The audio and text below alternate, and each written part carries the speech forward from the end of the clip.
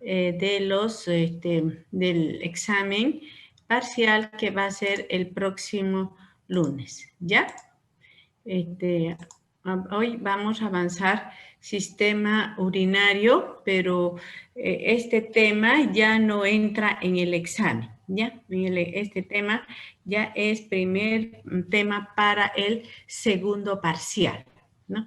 El tema de sistema urinario es corto, no es tan largo como cardiocirculatorio, como digestivo, ¿no? Que hemos hecho en 2 clases. Bien, entonces el sistema urinario, o también se llama sistema excretor, o también se llama sistema renal, ¿no?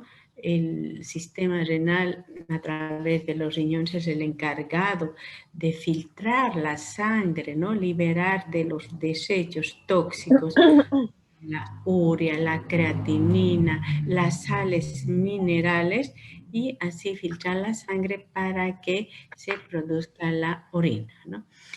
¿Cómo está formado el sistema renal? El sistema renal está formado por los 2 riñones, ¿no?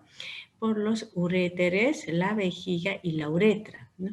Si bien aquí ven encima de los 2 riñones, vemos las glándulas suprarrenales. Estas glándulas suprarrenales no forman parte del sistema renal, ¿no? Estas glándulas suprarrenales forman parte del sistema endocrino porque producen hormonas, ¿ya? Sin embargo, se encuentran en el polo superior de los riñones. También, ya. Bien, entonces el sistema renal, aquí vamos a ver. Bien, entonces el sistema renal, miren qué diferencia hay entre el sistema renal femenino y el sistema renal masculino, ¿no? La diferencia que tienen es en la uretra, ¿no? La uretra, como pueden ver aquí, en el sistema renal femenino es cortita, ¿no? En cambio, en el sistema renal masculino es larga, ¿no? La uretra más o menos mide 20 a 25 centímetros, ¿ya? La uretra. Miren ustedes, aquí también hay una relación entre hay una diferencia entre las relaciones, ¿no? Miren ustedes, aquí están los riñones, ¿no? Aquí está la pelvis, este se llama uréter, luego viene la vejiga, ¿no? Y luego tiene la uretra, ¿no? Entonces, aquí en el aparato, en el sistema renal masculino, miren ustedes, el uréter está en relación con el conducto deferente, ¿ya? Entonces, con el conducto deferente y las vesículas seminales. En cambio, en la mujer, el uréter está en relación con el ligamento redondo del ovario y también está en relación con la trompa de Falopio, ¿ya? Entonces, esa es la diferencia. También la diferencia ya la más importante es en la uretra, ¿no? La uretra femenina es corta, en cambio la uretra masculina es larga, ¿no? Entonces ahí vamos a hablar de una uretra prostática, vamos a hablar de una uretra membranosa y de una uretra esponjosa o peniana, ¿ya? También otra gran diferencia es que la uretra masculina, aparte de llevar la orina, ¿no? Para ser eliminada, conduce el semen con los espermatozoides. En cambio, la uretra femenina solo sirve para eliminar la orina, ¿ya? Muy bien. Estamos en, vamos aquí a ver. Admitir todo. Bien, entonces, sigamos. Bien, entonces ahora vamos a hablar de los riñones, ¿ya?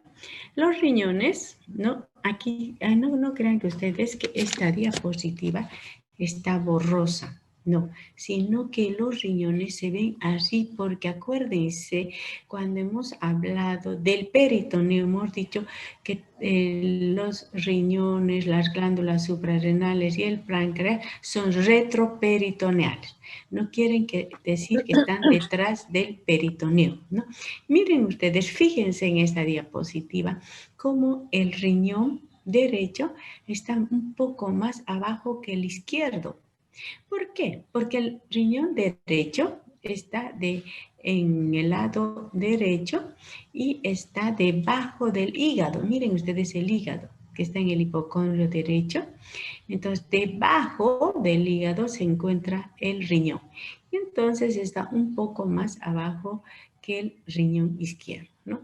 El riñón izquierdo y el derecho más o menos miden 12 centímetros de largo por 6 centímetros de ancho y 3 centímetros de grosor, ¿ya? Presentan una cara anterior, ¿no? Una cara posterior, presentan un polo superior donde están las glándulas suprarrenales y presenta un polo inferior. También presenta un borde externo y un borde interno. En el borde interno vamos a encontrar el hilio renal, ¿ya? Ya saben que cuando yo les hablo de hilio, ¿en qué pensamos? Pensamos en hilio, pensamos que ahí van a estar las arterias, las venas, los nervios, los linfáticos y en este caso la pelvis renal, ¿no? Y en este caso, ¿cómo se llamará la arteria que irriga el riñón? Arteria renal, ¿no? Acuérdense cuando hemos hablado del tronco celíaco, ¿no? Una de las ramas en el abdomen es la arteria renal, ¿no? Y también vamos aquí a ver la vena, que se llamará vena renal, ¿no? Aquí, mire, si nosotros vemos de la cara posterior, se ve así, miren, se ve mejor la arteria, se ve la vena, la pelvis renal, que se va a continuar con el uréter. Esta es la cara posterior, ¿ya? Muy bien. Ese es el hilio renal. Vamos a dejar entrar a las chiquitas, a emitir todo. Bien. Bien, entonces esas son las características externas del riñón, ¿no? Entonces, bien, ahora vamos a ver que si nosotros hacemos un corte por la mitad del riñón, vamos a ver la estructura interna del riñón, ¿ya? En la estructura interna del riñón, ¿qué vamos a encontrar? Vamos a encontrar tres zonas, ¿ya? Vamos a encontrar, una zona externa, que es la corteza, que está rodeada de la cápsula renal, ¿ya? Entonces, esta corteza se diferencia de color. Ustedes alguna vez han comido riñoncitos a la parrilla cuando cortamos para hacer cocinar. Se ve la diferencia de color entre la corteza y la médula, ¿no? La corteza es un poco más amarillenta, ¿no?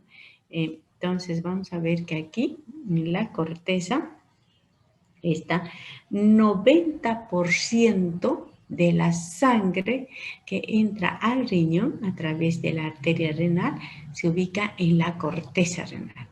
Pero, ¿qué función tiene la corteza renal?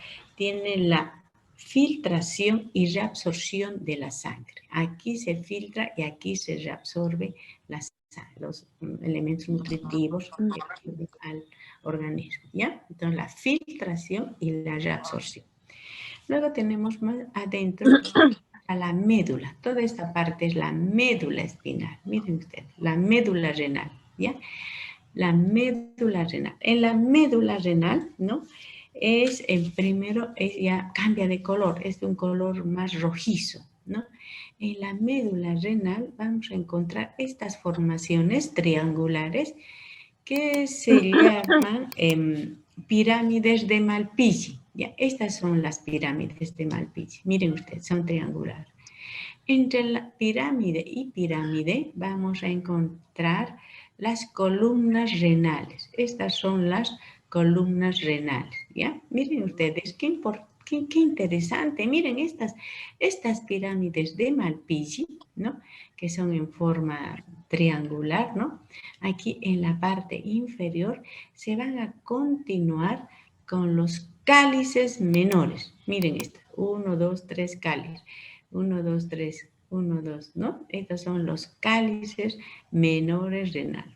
Estos cálices se van a unir y van a formar esto que se llaman cálices mayores, ¿no? Miren ustedes. Y los cálices mayores se van a unir y van a formar la pelvis renal. Y la pelvis renal se va a continuar con el uréter. Entonces, miren ustedes, aquí, ¿no? En esta parte se forma la orina, ¿no?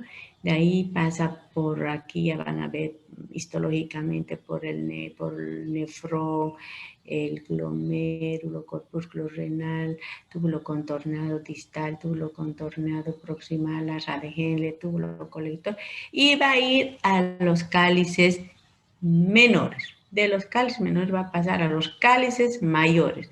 De ahí va a ir la orina hacia la pelvis y de la pelvis va a ser eliminado por el uréter. Del uréter va a llevar hasta la vejiga, de la vejiga a la uretra, ¿ya? Ese es, muy bien. Entonces, ¿y qué son estos puntitos rojos y azules?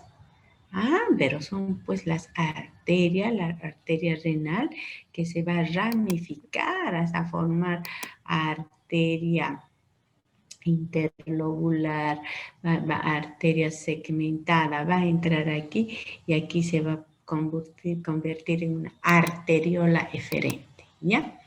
Muy bien, entonces son las 8 menos 20, son las últimas 5 personas que van a entrar a la clase.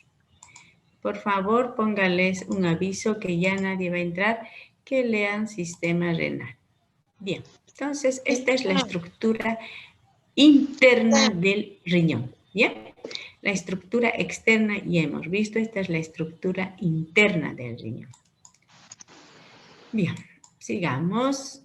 Entonces, ¿qué funciones tienen los riñones, no? Los riñones tienen la función, ya saben que nosotros eliminamos los desechos de nuestro organismo a través de la orina. Entonces, los riñones producen la orina. Nosotros cuando ingerimos mucho líquido, ¿no? Entonces tenemos la necesidad de tener más diuresis. Entonces regula la homeostasis de nuestro organismo. También a través de la orina vamos a eliminar urea, amonio, sales minerales en exceso, ¿no? Entonces también tiene la función de excretar desechos, ¿no? Y cuando una persona, por ejemplo, ha comido mucha sal, ¿no? Entonces nuestro organismo requiere mucho líquido, entonces disminuye la cantidad de diuresis, ¿no es cierto? No le llama al baño para orinar. Entonces, a través de eso controla el volumen, ¿no? Cuando tenemos poco volumen de líquido en nuestro organismo, no producimos diuresis, ¿no? Cuando más bien tenemos exceso de volumen, nuestra diuresis aumenta. Entonces, controla el volumen. Y también regula la reabsorción de los electrolitos, el cloro, el sodio, el potasio, el calcio, de acuerdo a nuestras necesidades, ¿no? Y por último, también el riñón produce hormonas. ¿Qué hormonas produce el riñón? El riñón produce, me voy a acordar, los glóbulos rojos. ¿Gracias a qué hormonas se producen? A la eritropoyetina que se produce en el riñón. También produce una hormona muy importante que se llama renina, ¿ya? Esta renina actúa cuando nos falta sangre en nuestro organismo, cuando tenemos una hemorragia grande y entonces llega poca sangre al riñón y el riñón produce la renina, ya que más adelante les voy a explicar cómo actúa la renina, ¿no? Entonces, son dos hormonas que produce el riñón. la eritropoyetina y la renina. Muy bien, esas son las funciones de los riñones. Muy bien. Entonces vamos a hablar ahora de la estructura interna del riñón, de la anatomía del nefrón, ¿ya? Entonces, para que no se pierdan, fíjense en esta diapositiva. Miren, por favor, miren, ¿ya? Miren, aquí hemos hablado primero de la estructura externa, cuánto pesa, cuánto mide, esta retroperitoneal, ¿no ven? El derecho está más abajo, más arriba, y hemos hablado también que tiene un borde externo, un borde interno, un polo superior, un polo inferior, una cara interna, una cara anterior, una cara externa. Y de la estructura interna, ¿qué hemos dicho? Bueno, hemos dicho que aquí encontramos las pirámides de Malpighi, hemos visto las columnas de Bertini, después hemos encontrado columnas renales también. Hemos dicho que cada pirámide de Malpighi se continúa con las cálices menores. Las cálices menores se unen y forman las cálices mayores. Las cálices mayores se unen y forman la pelvis renal. Y la pelvis renal se va a continuar con el uréter, ¿no? Bien, hasta ahí hemos hablado. Pero ahora nosotros vamos a hacer un corte por la mitad, ¿ya? Y al hacer el corte, vamos a llevar al microscopio. Miren ustedes, esta partecita vamos a llevar al microscopio. ¿Y qué vamos a ver en el microscopio? Vamos a ver esta imagen, ¿no? Vamos a ver un nefrón, ¿ya? El nefrón es la unidad funcional del riñón, ¿ya? ¿Cuál es la unidad funcional del hígado? El hepatocito. ¿Cuál es la unidad funcional de nuestro organismo? La célula. ¿Cuál es la unidad funcional de los pulmones? Los alveolos. ¿Cuál es la unidad funcional del sistema nervioso? La neurona, ¿ya? Y entonces la unidad funcional del riñón es la nefrona. Algunos libros dicen el nefrón. Entonces, indistintamente, ¿no? Entonces, pero miren ustedes cómo está formado una nefrona. Miren, está formado por el corpúsculo renal, ¿ya? Y los túbulos. ¿Cuáles son esos túbulos? Miren. Este es el túbulo contorneado proximal, ¿ya? Este túbulo contorneado proximal se continúa con el asa de Henle, ¿ya? Esta es la rama descendente y esta es la rama ascendente. Esta asa de Henle se continúa con el túbulo contorneado distal, ¿ya? Y luego el túbulo contorneado distal ya se continúa con el tubo colector. Aquí ya está la orina, ¿no? Tal cual como va a salir al exterior. Entonces es así como está formado el nefrón. Y entonces nosotros vamos a ver que dentro del nefrón, ¿ya? Este corpúsculo renal, ¿no? Está formado, mejor dicho, este glomérulo, ¿ya? Está formado por el glomérulo, ¿ya? Este es el glomérulo renal y la cápsula de Bowman, ¿ya? Es pregunta de examen, ¿ya? ¿Cómo está formado el nefrón o la nefrona? Ustedes me van a decir por el corpúsculo renal y los túbulos renales. Muy bien. ¿Cómo está formado el corpúsculo renal? Ustedes me van a decir por el glomérulo, por este glomérulo y la cápsula de Bowman, ¿ya? Para que no se confunda. Entonces, ¿cómo está formado el nefrón? Por el corpúsculo renal. Miren aquí. Guarachi, atienda. Por el corpúsculo renal y los túbulos contorneados proximal y asa de Henle y distal, ¿ya? ¿Cómo está formado el corpúsculo renal? Está formado por el glomérulo, por este glomérulo y la cápsula de Bowman, ¿ya? Pero miren, ¿qué es el glomérulo? El glomérulo no es nada más que la arteria renal que entra capilarizada, ¿ya? Miren ustedes, atiendan para que comprendan. La arteria renal, ya sabe de dónde viene, del tronco celíaco. Esta arteria renal ya entra al riñón y se va a dividir en arteria suprarrenal inferior, arteria suprarrenal superior, inferior. Luego miren, esta arteria se va a llamar ya aquí arteria segmentaria. Generalmente son pues arteriolas porque estamos viendo en el microscopio, no estamos viendo a simple vista, estamos viendo en el microscopio. Y miren, de esta arteria segmentaria superior, hay antero superior, antero inferior, y luego vienen estas arterias arqueadas, ¿ya? Y de estas arterias arqueadas, ¿no? Que van a, son pequeñísimas, ya son capilares, vamos a tener una arteriola aferente, ¿ya? Que entra aquí, que entra al corpúsculo renal, aquí al corpúsculo renal, esta arteriola aferente, y aquí se va a capilarizar, ¿no? Se va a formar como un ovillo de capilares, ¿ya? Ese es el glomérulo. Y luego, una vez que filtra la sangre, ese va a volver a salir esta arteria y se va a llamar arteria eferente, arteriola eferente, ¿ya? Entonces, ¿de dónde viene este corpúsculo? Ya saben, de la arteria renal, que se ha ido capilarizando, se ha ido formando más pequeñita, hasta formar esta arteriola aferente.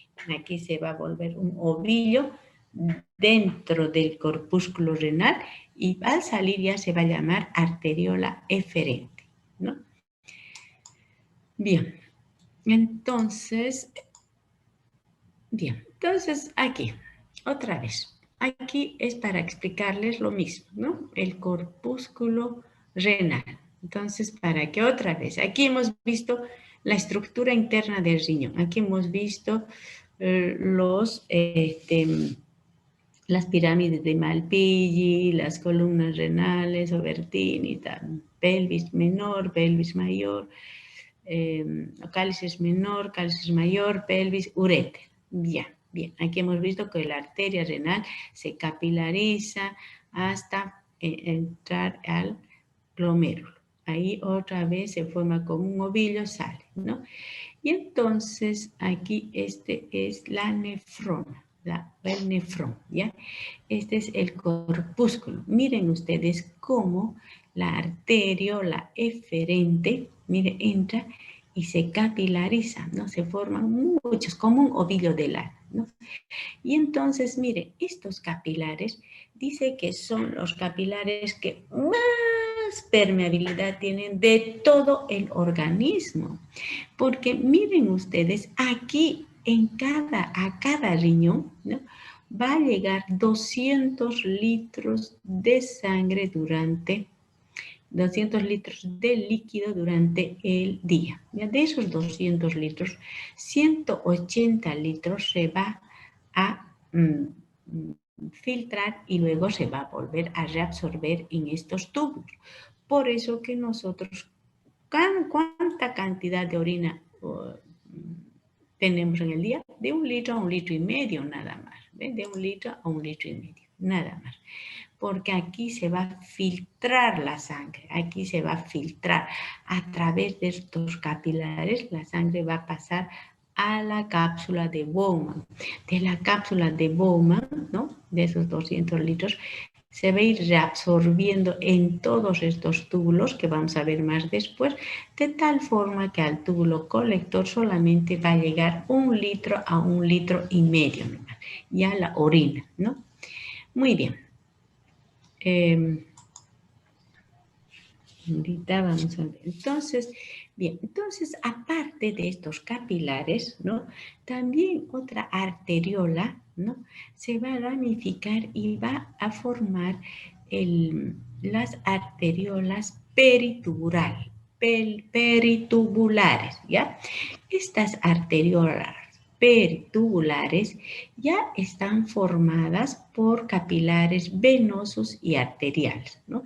Es como una red. Acuérdense de esa red de capilares que forraban al alveolo. Acuérdense, era como una red, ¿no es cierto? Igual aquí es como una red que está formado por capilares venosos y arteriales que van a estar, ¿no?, envolviendo a estos túbulos contorneado proximal, ADGL distal y túbulo colector para intercambiar sustancias, ¿ya? Y entonces esa red de capilares peritubulares está formada por arterias y venas. Pero aquí en el glomérulo, ¿no? Aquí no hay venas, solamente arterias. La arteriola aferente es arteria. La arteriola eferente también es arteria, ¿no? En cambio, aquí en los túbulos son capilares venosos y arteriales, ¿no? Bien, ahora, pero ¿cuál es la función de este corpúsculo renal? ¿Cuál es la función? La función del corpúsculo renal, que está formado por el glomérulo y por la cápsula de Bowman, es filtrar la sangre, ¿no? Para que la sangre que está cargada de elementos de desecho, de elementos que no nos sirven a nuestro organismo, se purifique. También el corpúsculo renal tiene la función de reabsorber las sustancias necesarias a nuestro organismo, ¿no? Bien, entonces es la función. Entonces también tenemos aquí también para que ocurra esto funcionan 3 hormonas, ¿ya? ¿Cuáles son esas hormonas? La antidiurética, su nombre indica antidiurética, antidiuresis, disminuye la diuresis. Y luego tenemos la aldosterona que retiene sodio. Al retener sodio también retiene sodio y potasio, ¿no? Al retener sodio también retiene el líquido. Y también tenemos otra hormona, la paratiroides, que también actúa a este nivel, que está producidas en las glándulas paratiroideas, ¿ya? Bien, esa es la función. Muy bien. Aquí vamos a hablar de los túbulos renales, ¿no?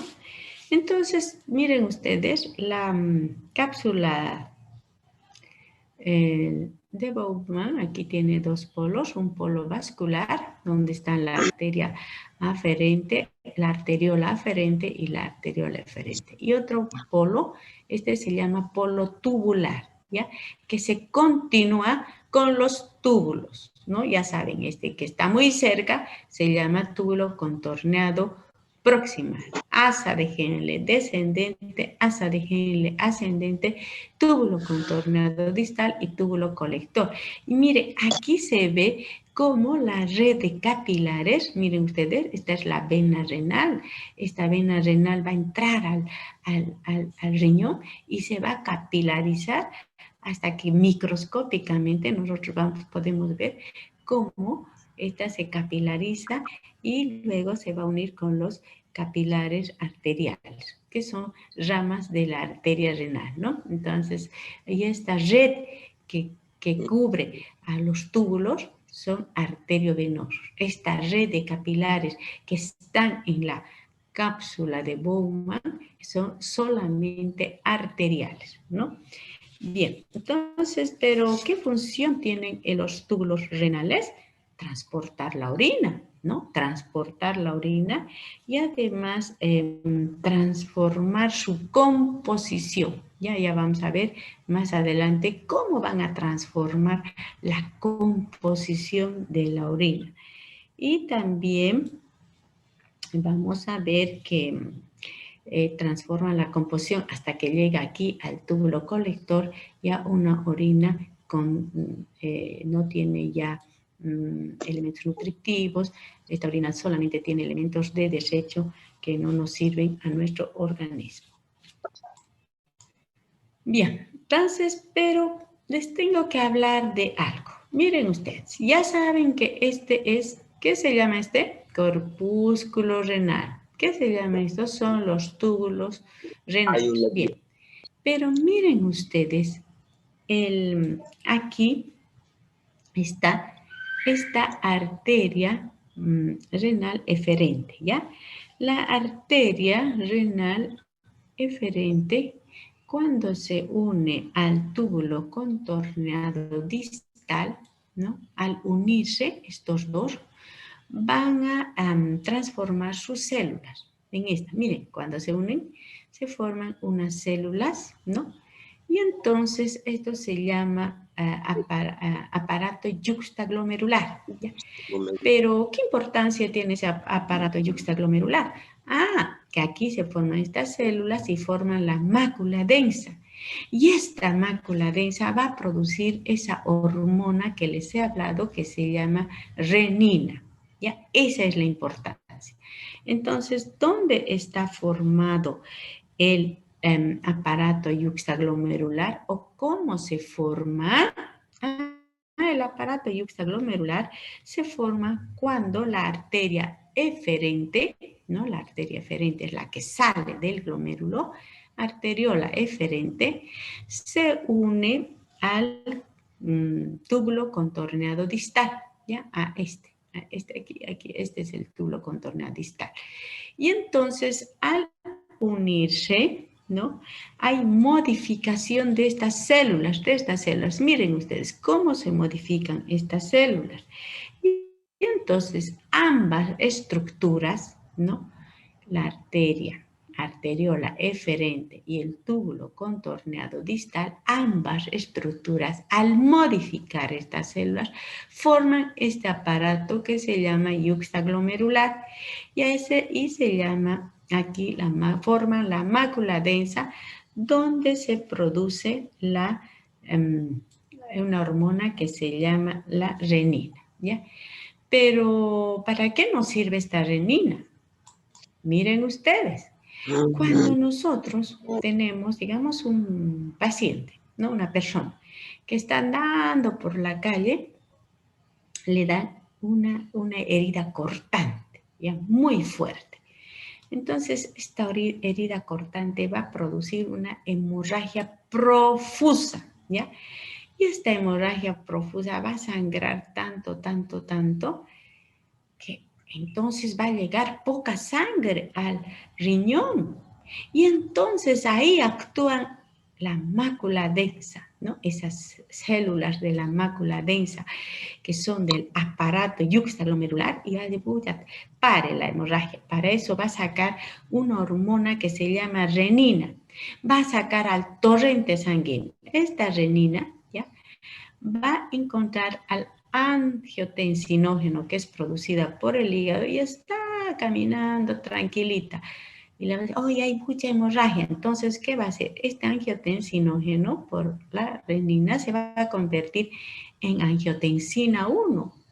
Y ahí también actúa otra enzima convertidora de angiotensina que es producida por el hígado, por los pulmones. Y entonces esta angiotensina 1 se convierte en angiotensina 2. La angiotensina 2, ¿qué va a hacer? Va a activar la actividad simpática. Y la actividad simpática que acelera el latido cardíaco, ¿no? La actividad simpática va a hacer que haya reabsorción de sodio, va a haber retención de agua, la corteza va a estimular a la corteza suprarrenal para que se produzca la aldosterona. La aldosterona ya saben que retiene el sodio, retiene el agua. Luego también va a hacer que los vasos se cierren, se produzca una vasoconstricción, ¿no? Al producirse la vasoconstricción aumenta la presión sanguínea. Y luego también esta angiotensina 2 va a ir a activar el lóbulo posterior de la hipófisis y se va a producir una hormona antidiurética que va a disminuir la diuresis, ¿no? ¿Y todo para qué? Para que haya retención de la hemorragia, para que aumente el volumen sanguíneo y todo eso hasta que el paciente llegue al hospital y entonces ya le ponen suero, le hacen transfusión de sangre, todo eso. Pero miren ustedes cómo esta hormonita renina ha salvado la vida de este paciente. ¿ya? Muy bien, entonces el sistema renina-angiotensina es muy, creo que este dibujo tiene en su textito, ¿no? Entonces es muy fácil. Miren ustedes, les voy a volver a repetir, ¿ya? Para que entiendan, no es difícil. Miren, el riñón, cuando ve que hay poca sangre en nuestro organismo, elimina una hormona, ¿no? La renina. ¿A dónde llega? A la sangre. Y esta hormona renina va a activar el angiotensinógeno. El angiotensinógeno que produce el hígado, ¿no? Este angiotensinógeno cuando no hay hemorragia, nada, está tranquilo, paseándose, ¿no? Cuando ve que hay la renina, se convierte en angiotensina 1. Esta angiotensina 1 se convierte en angiotensina 2 y la angiotensina 2 hace todo este revoltijo, ¿no? Produce la aldosterona que va a retener sodio, potasio, retención de agua. Va a producir vasoconstricción en los vasos, aumentando la presión. Va a producir la hormona antidiurética para que disminuya la diuresis. ¿Y todo eso para qué? Para que aumente el volumen sanguíneo, para que aumente la presión arterial y así salvar la vida del paciente que se está muriendo por una hemorragia profusa, ¿ya? Entonces, esa es la función de esta hormona que se llama renina, donde se produce en la mácula densa, en el aparato yuxtaglomerular del riñón.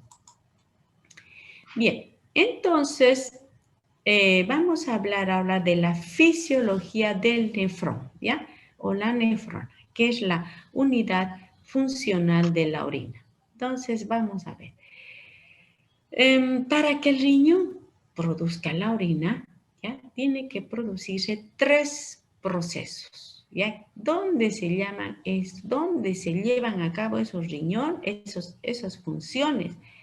En la unidad funcional del riñón, que es el nefrón o la nefrona, ¿ya? Y entonces, así tenemos, ¿no? El primer proceso se llama filtración, ¿ya? El segundo proceso, reabsorción.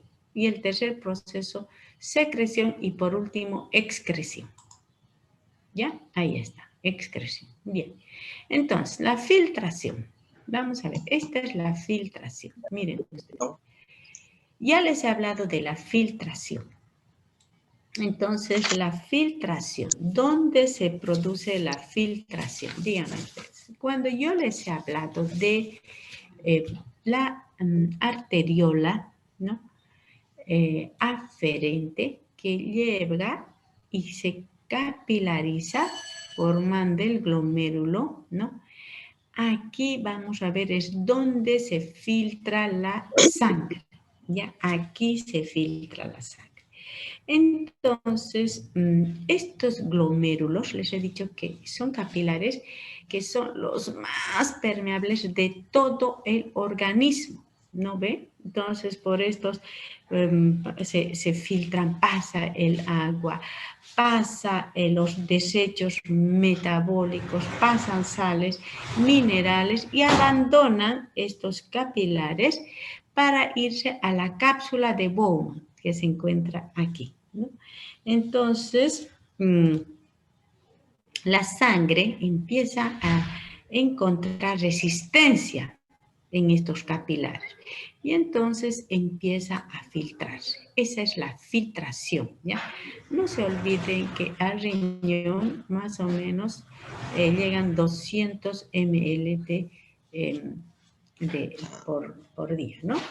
Bien, entonces vamos a ver qué de esta filtración. Esa es la filtración, ¿no? Entonces, pero, ¿qué es lo que más pasa, ya? ¿Qué es lo que más fácilmente se filtra? Se filtra agua, se filtran aminoácidos, se filtran glucosa, el azúcar que nos sirve, se filtran sales minerales que nos sirven, se filtran también la urea, la creatinina, el ácido úrico, el amoníaco, ¿no? Se filtran también, que esos son de bajo peso molecular, ¿ya? Y también, ¿qué no son filtradas? ¿No? Pregunta de examen. que no se filtran. No se pueden filtrar los que son moléculas pesadas, ¿no? Por ejemplo, no se filtran las proteínas, no se filtran. No se filtran los lípidos, ¿no? Que son moléculas grandes.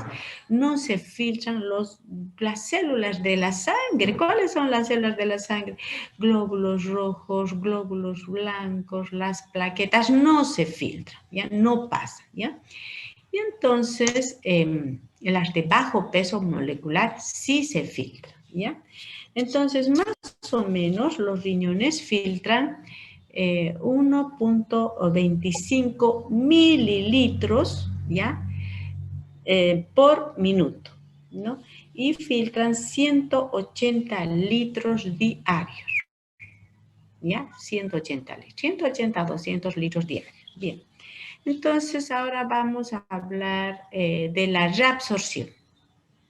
Otro proceso, ¿no? Para la formación de la orina es la reabsorción, ¿no? Aquí en este dibujito de abajo, miren, para que entiendan bien. Aquí lo que les he explicado ahorita es la filtración, ¿no? Cómo la sangre se filtra, ¿no? A través de estos glomérulos, ¿no? A través de estos glomérulos hacia la cápsula de Bowman, ¿ya? Y de aquí pasa al túbulo, ¿no? Este es el polo vascular, este es el polo tubular, ¿ya? Y aquí en estos túbulos ya se produce la reabsorción, ¿no? Entonces, ¿qué es la reabsorción? La reabsorción, ¿no? Entonces produce la reabsorción en todos los túbulos, en el túbulo contorneado proximal, asa de Henle, túbulo contorneado distal, ¿ya? Y entonces la reabsorción no es nada más que el paso de las sustancias nutritivas, ¿no?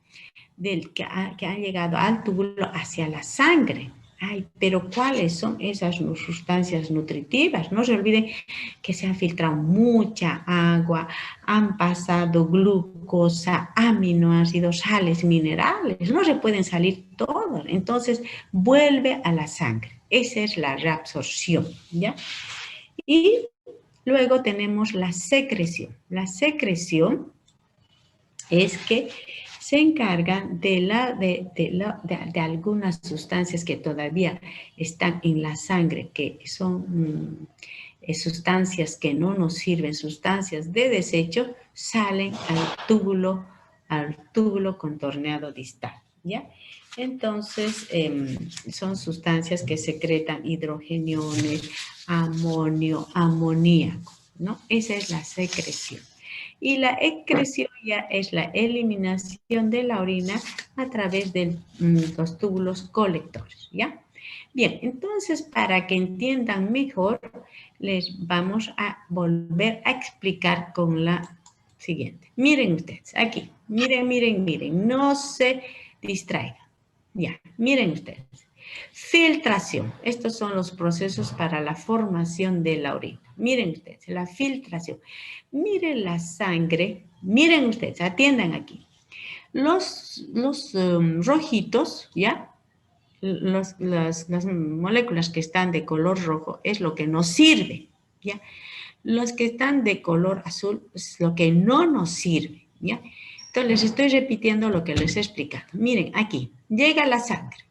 180 a 200 litros. Aquí al glomérulo, ¿ya? Al glomérulo, aquí, ¿ya? Llega la sangre al glomérulo. Del glomérulo se filtra, ¿no? Se filtra, ¿no? Aquí se filtra y aquí, a la cápsula de Bowman, ¿ya? En esta filtración pasan, ¿qué hemos dicho? Pasan moléculas de bajo peso molecular, agua, aminoácidos, glucosa, sales minerales, urea, amoníaco, ácido úrico, ¿no? Pero no pasan las de alto peso molecular. ¿Quiénes no pasan? No pasan los lípidos, no pasan los glóbulos rojos, glóbulos blancos, no pasan tampoco las proteínas, ¿no? No pasan. Dietas. Entonces, miren ustedes, ahí está. Esa es la filtración, ¿no? Aquí que dice, salida de líquido de los capilares de los glomérulos al túbulo renal. Bien, entonces, bien. Ahora vamos a ver la reabsorción. Miren la reabsorción. Entonces, hemos dicho que salen, aquí se filtran aminoácidos, agua, se filtran también, hemos dicho, sales minerales, glucosa, pero eso no sirve a nuestro organismo. Entonces, eso de estos túbulos vuelven a los capilares. Miren, todos los rojitos se están volviendo a los capilares. Esa es la reabsorción, ¿ya? Y la reabsorción, transporte de sustancias desde el interior del túbulo hacia la sangre. Bien. Luego tenemos la secreción. La secreción, miren ustedes, aquí todavía en la sangre, ¿no? Tenemos sustancias que son nocivas a nuestro organismo. Los hidrogeniones, amoníaco, amonio. Entonces, esas salen de la sangre a los túbulos, especialmente al túbulo contorneado distal, ¿no? Transporte de sustancias desde el interior al de los capilares hacia los túbulos, ¿no? Muy bien. Y la excreción ya es todo, miren, ya ha llegado al túbulo colector todo lo que es la sangre, o mejor dicho, la orina, con solamente sustancias de desecho, ¿no? Pero si, por ejemplo, veríamos aquí en la sangre, en este túbulo colector, si veríamos, por ejemplo, glóbulos rojos, si veríamos glóbulos blancos, diríamos, hay bacteria, hay infección. Si veríamos sangre, pues ya está mal, debe tener una glomerulonefritis, ¿no? Entonces, lo que no tiene que haber aquí son proteínas, proteinuria, porque si no, estaríamos frente a una glomerulonefritis. No tiene que haber lípidos, no tiene que haber células en la sangre, no tiene que haber bacterias aquí. Todo tiene que ser de color azul, tiene que ser urea, amoníaco, todos los elementos nocivos a nuestro organismo. Bien, entonces esos son los procesos de la sangre. Muy bien, entonces pasaje de sustancias a los túbulos renales. Entonces esto ya más o menos es, aquí ya les he hablado, por ejemplo en el túbulo contorneado proximal, ¿qué se va a reabsorber? Se va a reabsorber el agua, se va a reabsorber, hemos dicho, la glucosa, los aminoácidos, sales, los iones como ser sodio, cloro, calcio, magnesio. En el asa de Henle, ¿no? Esta asa de Henle descendente es permeable al agua, entonces va a salir el agua. El asa de Henle ascendente es permeable al sodio, ¿no? Entonces aquí en esta asa de Henle se recupera el 20% del agua filtrada, ¿no? En el túbulo contorneado distal se recupera el 20% del agua, se recupera el sodio, cloro, ¿no? Y aquí en este túbulo contorneado distal y en el túbulo colector actúa del 100% de agua que se ha filtrado aquí, miren, 60% se recupera en el túbulo contorneado proximal, 20% en el túbulo contorneado en el asa de Henle y otro porcentaje en el túbulo contorneado distal, de tal forma que la orina es pues 1 litro a 1,5 litros nomás de contenido, ¿ya? Muy bien, entonces hasta aquí hemos hablado de los riñones. Ahora vamos a hablar de los uréteres. Los uréteres, ¿no? No son nada más que conductos que unen, ¿no? La pelvis renal con la vejiga, ¿ya? Estos uréteres más o menos miden de 25 a 35 centímetros de largo, tienen por 3 milímetros de diámetro, ¿ya? Estos uréteres desembocan aquí, en la vejiga, y estos uréteres al desembocar van a formar parte del trígono vesical, ¿ya? El trígono vesical, aquí está en la vejiga, trígono, es como una pirámide, donde tiene 2 conductos de desembocadura de los uréteres y un conducto de salida de la uretra. Ese es el trígono vesical, ¿ya? Los uréteres poseen una serosa externa, una mucosa que está formada por epitelio estratificado y además también estos orificios ureterales forman un esfínter, ¿ya? El esfínter que cuando la vejiga está vacía se abre y la orina va de los riñones gota a gota, ¿ya? Cuando se llena la vejiga, ¿no? De 500 ml es el contenido de la vejiga, estos esfínteres se cierran, ¿ya? Y se cierran. Entonces ya no pasa la orina. Entonces cuando ya está llena la vejiga, se despierta el reflejo de la micción, ¿no? Muy bien. Luego tenemos la vejiga. La vejiga, ¿no? Es un órgano muscular hueco que está arrugadita, como está arrugada cuando está vacía, pero cuando se va llenando, ¿no? Se parece a un pomelo, ¿no? Entonces, la vejiga aquí te presenta el trígono vesical, que es la desembocadura de los conductos de los uréteres, que va a formar el esfínter uréter. Luego tenemos aquí el otro conducto, que es el conducto de la uretra, de salida de la orina. La vejiga tiene un músculo importante que se llama el músculo detrusor. Este es el músculo detrusor que se contrae para que la orina sea eliminada, ¿no? La vejiga en las mujeres se encuentra en la parte superior de la vagina. En cambio, en los varones se encuentra en la parte superior de la próstata. Esta es la próstata, ¿ya?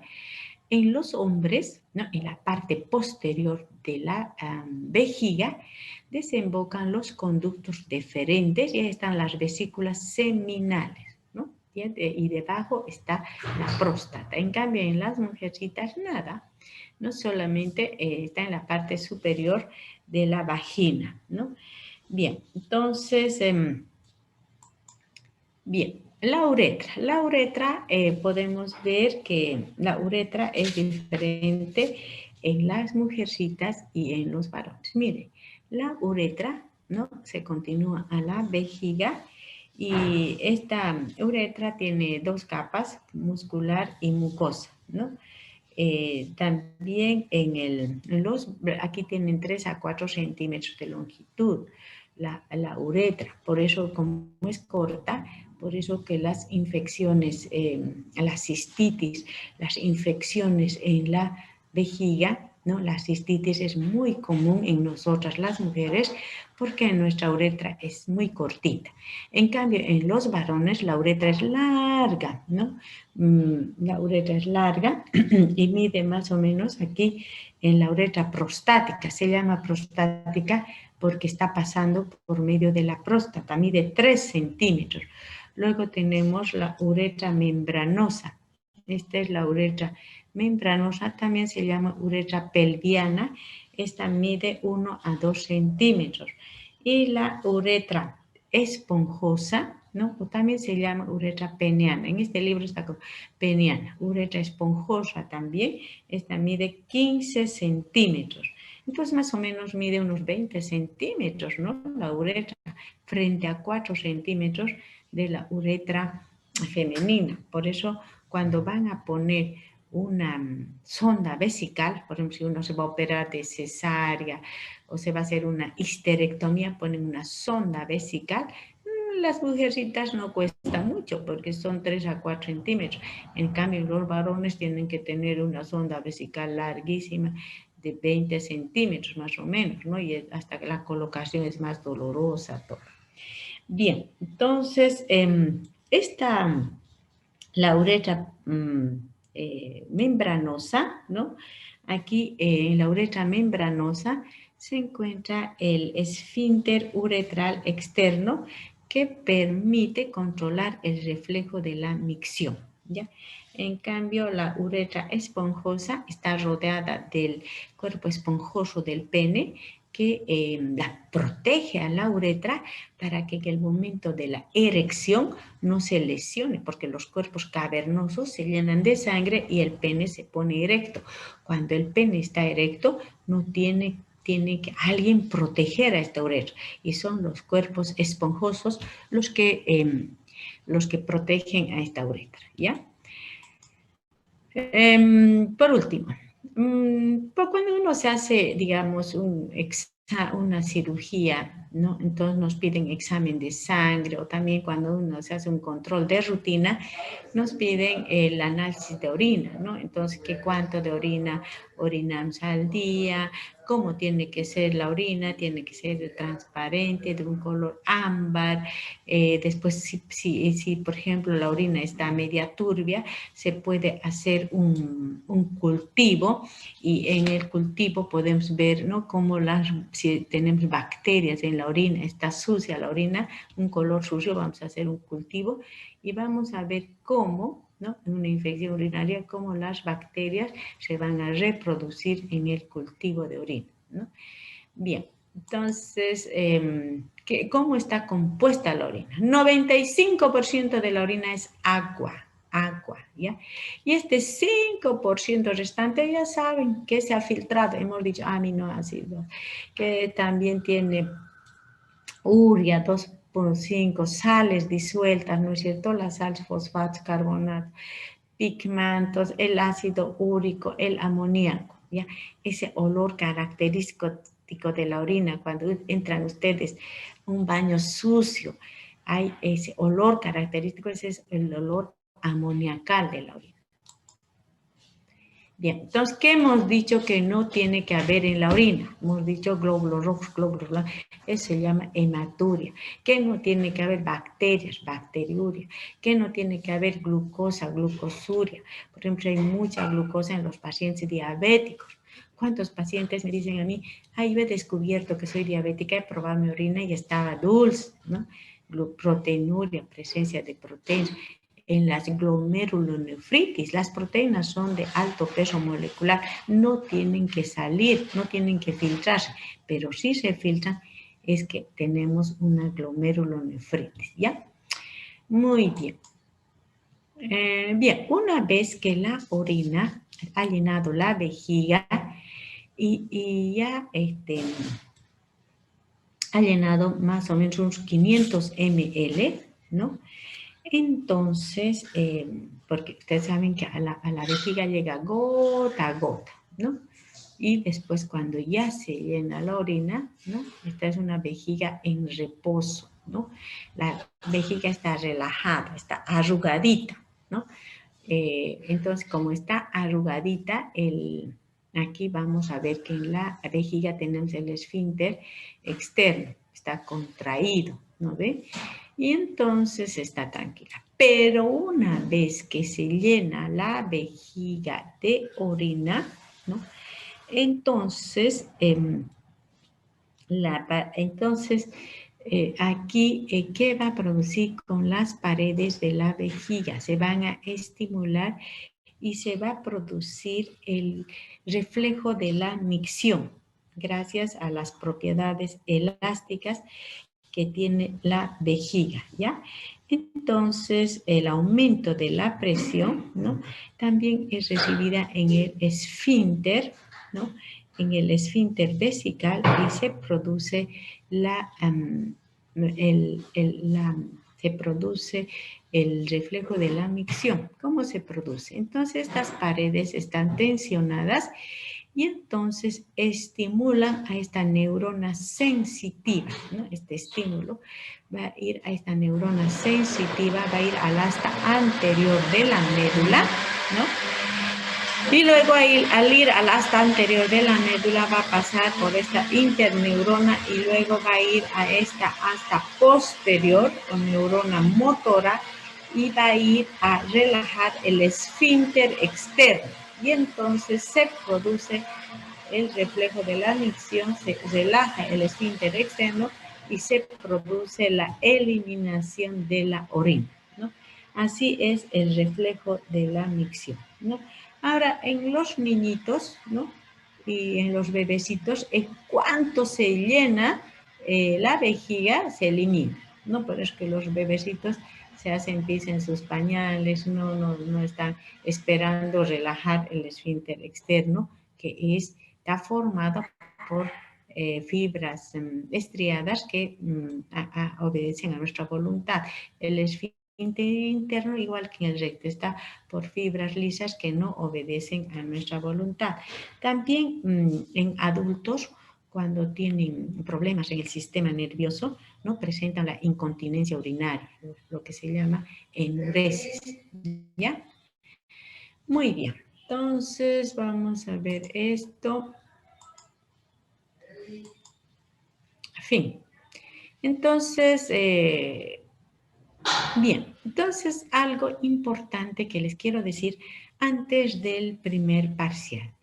Ser excelente es entender que a través del trabajo diario de nuestro trabajo podemos alcanzar, ¿no? Ustedes pueden ser excelentes si me regalan cada día unos 15 minutos de su tiempito, o medio, pero ahora me tienen que regalar más o menos 3, 4 horas para que den un buen examen, ¿ya? Muy bien, entonces